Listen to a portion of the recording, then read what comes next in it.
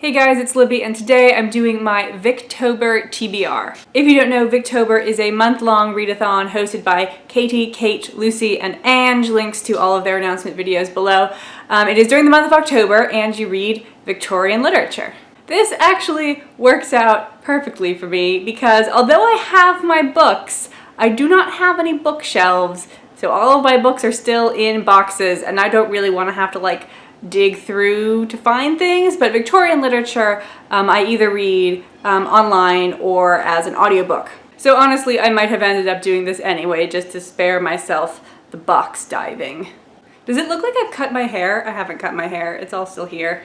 Now there are 5 challenges. They're optional, but the sorts of things I was going to read fit into these categories anyway, so might as well. The first challenge is read something by an author from Ireland, Scotland, or Wales. Most Victorian literature comes from the English, so find someone from somewhere else in the British Isles and read their stuff. For this challenge, I'm going to be reading Arms and the Man by George Bernard Shaw. I recently finished a bunch of other Shaw plays, and I have not had enough. Most of Shaw's work was written in the 20th century, but Arms and the Man is from the 1890s, and George Bernard Shaw was born and grew up in Dublin before he moved to London.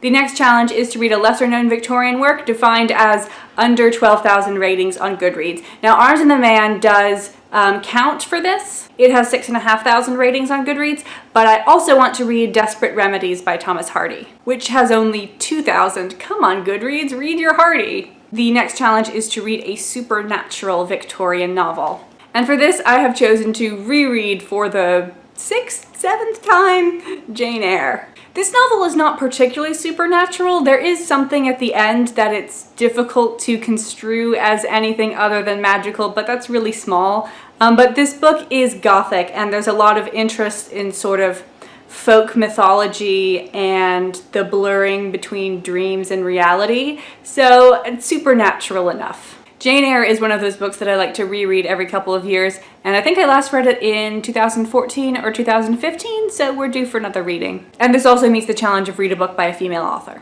And then the final one is read a book that has been recommended to you. I'm dying. How very Victorian of me.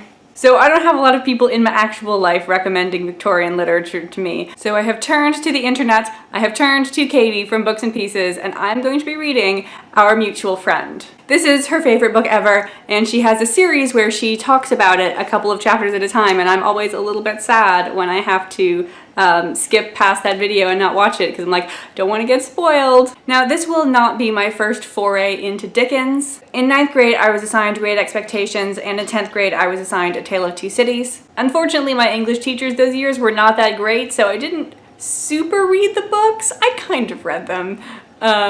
I also didn't super enjoy them. And then after I graduated, I read The Mystery of Edwin Drood, which I did moderately enjoy, but it did still have the big problem that I have with Dickens, and unfortunately I have to contrast him to Thomas Hardy in order to explain this. So Thomas Hardy, he's my favorite Victorian writer. I like his work because it so clearly comes from a place of love.